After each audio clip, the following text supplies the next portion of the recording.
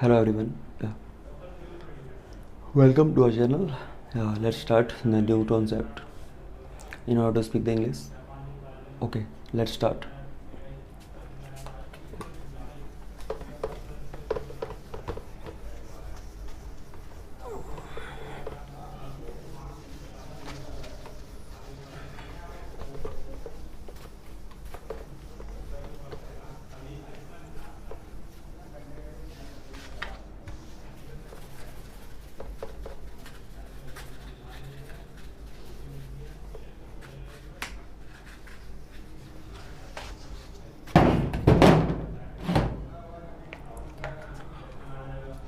Okay तो आज से आज हम स्टार्ट करते हैं आर्टिकल्स. ओके, आर्टिकल्स जैसे ए एन द या फिर दी. ओके, तो आज का टॉपिक हमारा ये आर्टिकल्स. आज का हमारा टॉपिक है आर्टिकल्स, यानी कि मतलब ए एन या फिर द या फिर दी. ओके, तो हम स्टार्ट करते हैं. मतलब क्या कॉन्सेप्ट है इसका, मतलब कैसे, मतलब इसको हम क्या बोलते हैं, मतलब ए कहाँ लगाते हैं, एन कहाँ लगाते हैं, द कहाँ लगाते हैं, या दी कहाँ लगाते हैं, दी कहाँ बोलते हैं, लगाते हैं, जो भी है. तो ओके, तो देखते हैं. Let's start. Okay, will say it.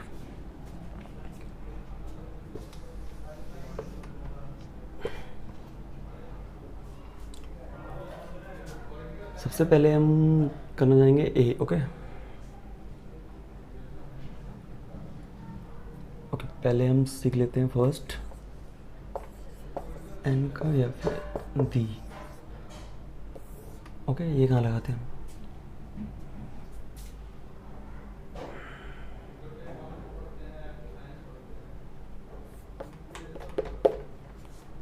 Okay, तो ये एन पहले हम सीखते हैं एन का या फिर द या दी का, जो ठीक है.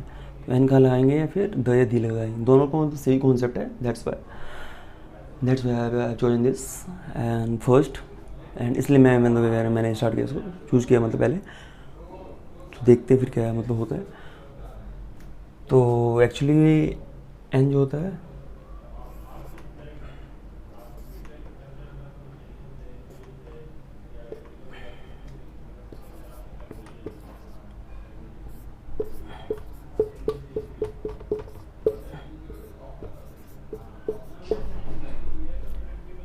एन हम लगाते हैं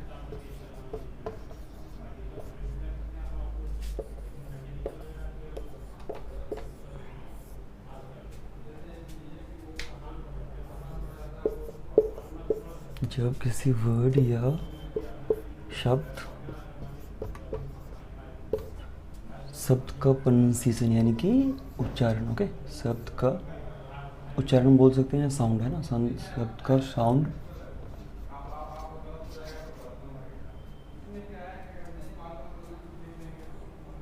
शब्द का साउंड मतलब किससे होता है, हिंदी के, है ना.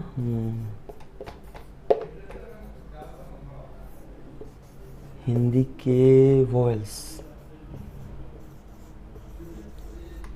यानी कि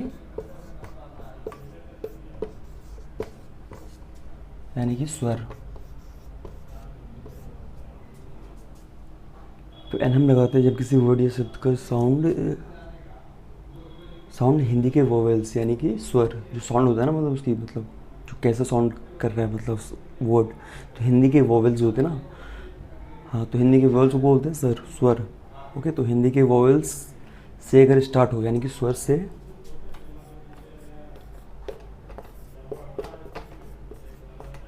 स्टार्ट हो,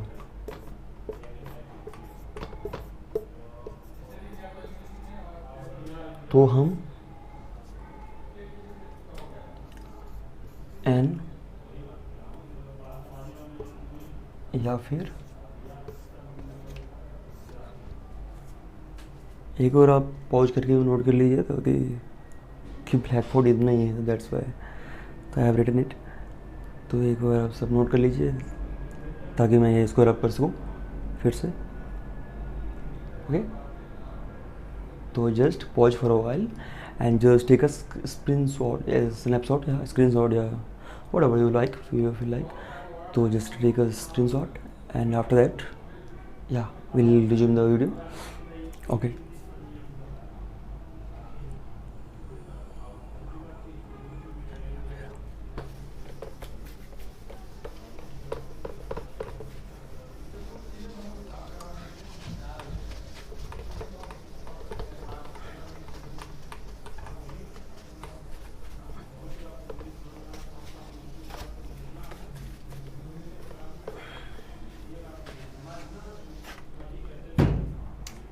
ओके तो क्या था एंड या फिर हम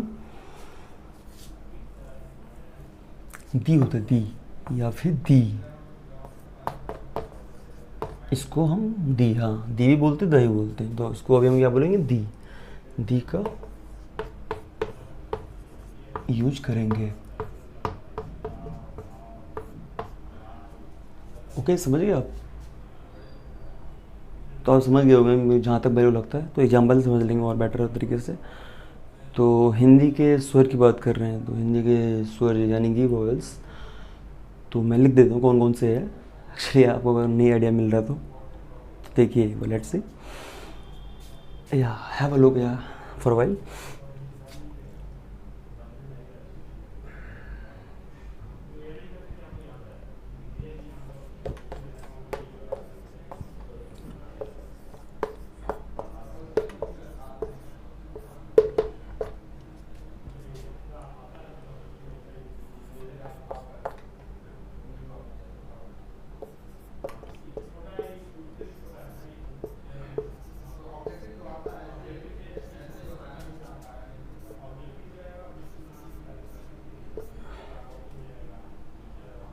ये ऊ है, ओके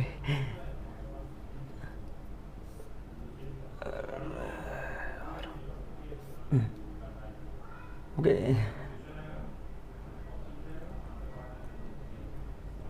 ओके, तो आप समझ गए अ आ ई ऊ एंड देन वो सेकेंड रो जो हमारा है वो क्या है, ए आई ओ, ए आई ओ औ, अन, अंगा बोलते हैं, क्या बोलते हैं, अंगा बोलते हैं, जहाँ मेरे को जहाँ तक एज फॉर एज मैं रिकॉल कर पा रहा हूँ, तो अंगा बोलते हैं सर, अंगा, जो भी आप बोलते होंगे तो आप एक बार कंसिडर कर लीजिएगा। ओके, तो ये हमारी हिंदी के स्वर है, ये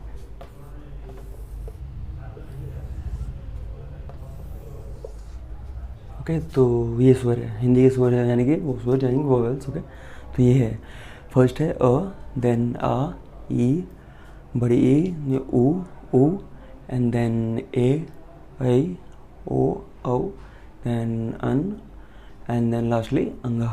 ओके, तो ये हमारे वोवेल्स में आता है स्वर में। स्वर हो गया, दो चीज़ें होती है, तो मतलब इंग्लिश में हिंदी में दो चीज़ें होती है, एक स्वर होता है, एक व्यंजन होता है, ठीक है, ग्रामेटिकली। तो स्वर तो मैंने डिसाइड कर लिया, ठीक है, तो स्वर को देखना है जस्ट, तो स्वर को हमें कंसिडर करना है, तो अदरवाइज इसके अलावा जो भी है, इसके अलावा यानी कि रेस्ट ऑफ फर्स्ट रो हमारा ये है, सेकंड रो ये होता है हिंदी का, और थर्ड रो हमारा यहाँ से स्टार्ट होता है, क होता है, क ख, देन यहाँ से, फिर इसके बाद च छ ज जो भी होता है, इसका जो भी होता है, इसके बाद नीचे मतलब कॉरस्पॉन्डिंग जो भी मतलब सो ऑन, मतलब जो भी जितने भी मतलब रोज होते हैं, क ख ज ज प प व जो भी होते हैं जितने भी, तो वो सारे कितने किस में आते हैं, व्यंजन में, व्यंजन में आते हैं, यानी कि कॉन्सोनेंट्स, कॉन्सोनेंट्स। ओके, तो इसमें आते हैं, तो हमें व्यंजन कॉन्सोनेंट में व्यंजन आते हैं ये सब, ठीक है, तो इसको कंसिडर करने की जरूरत नहीं है, जस्ट आपको ये ध्यान रखना है, बस ये ध्यान भी नहीं रखना, जस्ट मतलब एक बार माइंड को मतलब रिफ्रेश कर लेना है कि हाँ अच्छा ये होता है स्वर, मतलब ये जो मतलब फर्स्ट टू जो रो होता है मतलब स्टार्टिंग के हिंदी के, तो जस्ट आपको ये कंसिडर करना है, ये आता है जस्ट, अगर इस साउंड से मतलब स्टार्ट हो रहा है, जैसे अ से स्टार्ट हो रहा है, फिर आ से या फिर इससे कॉरस्पॉन्डिंग मतलब ऐसे ही, अगर इससे स्टार्ट हो रहा है या फिर इससे मतलब कुछ मतलब साउंड आ रहा है, स्टार्ट नहीं साउंड आना, तो ये मतलब बहुत मिसकन्फ्यूजन होती है, मतलब ये कहते हैं, दैट्स वाई, इसलिए मैं क्लियर कर रहा हूँ, let's make clear the thing. तो क्योंकि ये मतलब साउंड हमें चेक करना है, जस्ट साउंड, ओके, ना कि मतलब किससे स्टार्ट हो रहा है, किससे ये होता है, जो मैं हमने पढ़ा था ऐसे। तो वो मतलब मिसकन्फ्यूजन था, तो मैं करेक्ट कर पा रहा हूँ, करेक्ट कर रहा हूँ मैं, ठीक है। तो जस्ट हमें मतलब ये उसका साउंड चेक करना पड़ेगा। साउंड यानी कि जस्ट क्या आ रहा है, मतलब साउंड को, जैसे मतलब इनसे अगर इन साउंड से अगर स्टार्ट हो रहा है कोई वर्ड, तो हम क्या यूज करेंगे, एन यूज करेंगे, A N N N use करेंगे, या फिर दी यूज करेंगे हम। दी ये होता है ना, ये दी। तो आपने देखा होगा जैसे क्या कहते हैं, दी एंड होता है, कोई मूवी होती है तो दी एंड ऑफ मूवी बोलते हैं इसको, द एंड नहीं बोलते। क्यों नहीं बोलते हैं? That's a concept. तो इसलिए यहाँ पे मतलब उस वही कॉन्सेप्ट है यहाँ पे, क्योंकि end, E N D end थे। ओके, जैसे एग्जाम्पल लेते हैं, एग्जाम्पल से और बेटर स्टैंड हम सीख सकते हैं या समझ सकते हैं। ओके, तो मूव टू एग्जाम्पल्स। ओके, आप पॉज करके आप स्क्रीनशॉट ले सकते हैं, जो भी है मतलब है, बाहर बोलना पड़ता है मेरे को, तो आपसे मतलब देख लीजिएगा जैसे भी आपको करना है, ठीक है। पॉज कर लीजिएगा या फिर जैसे भी पॉज करके या स्क्रीनशॉट ले सकते हैं, सबसे बढ़िया। या नोट डाउन करना है तो नोट डाउन भी कर सकते हैं, एज आपकी मर्जी है टोटली।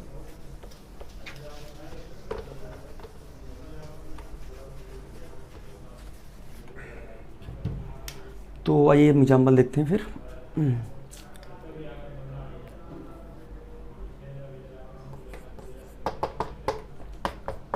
एग्जाम्पल है दी एंड।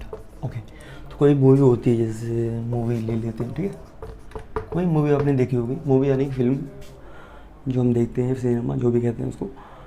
तो जब लास्ट में तो एंड होता है तो क्या होता है, आता है ना मतलब सीधा मतलब स्क्रीन एक बड़ा सा मतलब, या दी एंड, यह आता है दी एंड। तो कंफ्यूज हो जाते हैं मतलब बच्चे जो भी, हम भी कंफ्यूज हो जाते हैं। तो दी एंड होता है एक्चुअली, तो दो है, द भी बोलते हैं, दी बोलते हैं। तो कंफ्यूज इसलिए हो जाते हैं, मतलब क्या हमें दी बोलना है या द बोलना है, यही कंफ्यूज होता है, क्या है इसको रूल क्या है, क्या है। तो that's the concept and tricky concept is this. तो ई, ये देखो, ये जो हमारा ई है एंड, तो हमें जस्ट हमें इसको नहीं देखना, जस्ट हमें वर्ड नहीं देखना, मतलब ई से स्टार्ट हो रहा है, ये स्टार्ट होता है, ये पुराना कॉन्सेप्ट है जो भी है। तो ये पुराना कॉन्सेप्ट है, ये जस्ट हमें ये देखना है and, A and D. And उसको कैसे लिखते हैं हम, ऐसे लिखते हैं ना,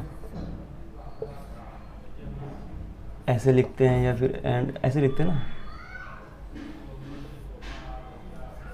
एंड। ओके, तो ये हमारा जो साउंड है मतलब ए से स्टार्ट हो रहा है ना। तो ये हमारा क्या, फर्स्ट रो हमारा जो था अ, सेकेंड रो हमारा क्या था, ए वाला था, सो ऑन सो।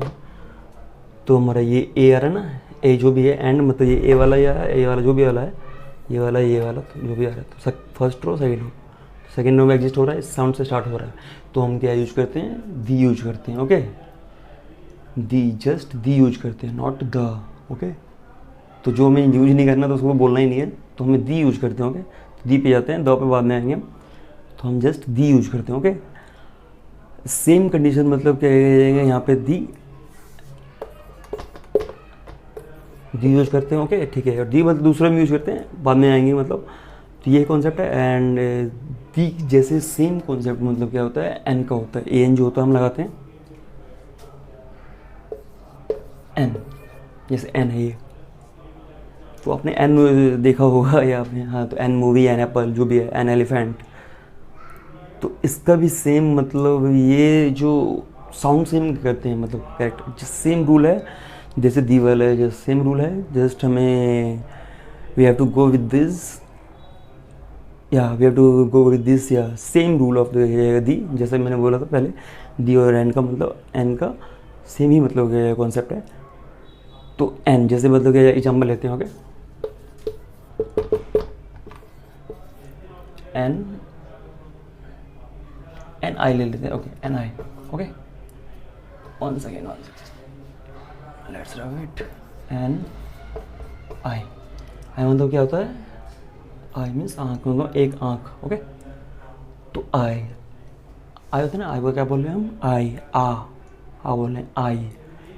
तो किससे साउंड हो रहा है, आ से स्टार्ट हो रहा है ना, आई।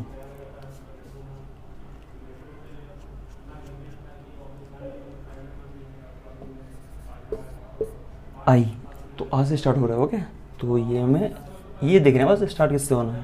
तो ये आपको याद करने की ज़रूरत नहीं है, जस्ट मतलब स्टार्टिंग मतलब, हाँ ये कॉन्सेप्ट होता है।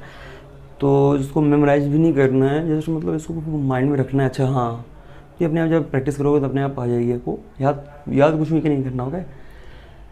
इंग्लिश स्पीकिंग में सबसे पहले मैं क्लियर कर देता हूँ, मैंने क्लियर किया हुआ है फर्स्ट वीडियो में पहले भी, तो वो डिस्क्रिप्शन में आपको मिल जाएगा। जो फर्स्ट वीडियो नहीं देखे हो तो मतलब सेकंड वीडियो जो भी है, तो एक्चुअली हमारा थर्ड वीडियो है। इसके अराउंड जितना भी मतलब पॉसिबल होगा मैं जल्दी कवर करना चाहूँगा। मतलब 1 मंथ के अप्रॉक्स, मतलब 1 मंथ के अप्रॉक्स, हाँ 1 मंथ भी है approx. We are about to finish our goal. जो हमारा गोल है मतलब इंग्लिश स्पीकिंग का जो भी है, तो मेरा जो गोल है मतलब पढ़ाने का है, तुम सबको मतलब सीखने का है, तो आपको पैरेलली सीखना पड़ेगा जो भी है। If you wish to do, interested हो तो ओके, अदरवाइज तो फिर तो मैं कुछ कहना नहीं चाहता। ओके, तो ये मैं जस्ट देखना है एन आई। ओके, जैसे एन एलिफेंट, एन एलिफेंट होता था ना, आपने देखा होगा वैसे भी कहते हैं बचपन में, या फिर देखा होगा आपने, तो एलिफेंट लिखते हैं ऐसे लिखते, तो एन एलिफेंट। ओके, तो एन एलिफेंट हम यूज करते हैं, ए एलिफेंट नहीं यूज करते हैं, बिकॉज तो साउंड स्टार्ट होता है ई से, ए से, elephant. Okay, not because of this कि मतलब ये ई से स्टार्ट हो रहा है, ई से स्टार्ट नहीं हो रहा।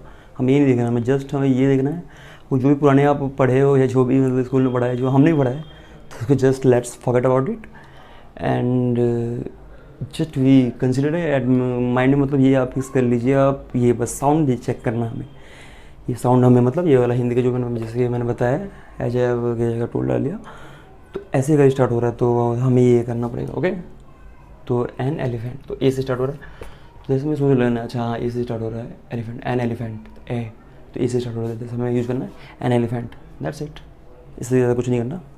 ओके, तो समझ लिए होंगे आप, जैसा कि मतलब जितना भी, तो ये था कॉन्सेप्ट एन का, दी का, एंड इसके बाद हम मूव करते हैं ए पे, ए कहाँ लगाते हैं। ओके।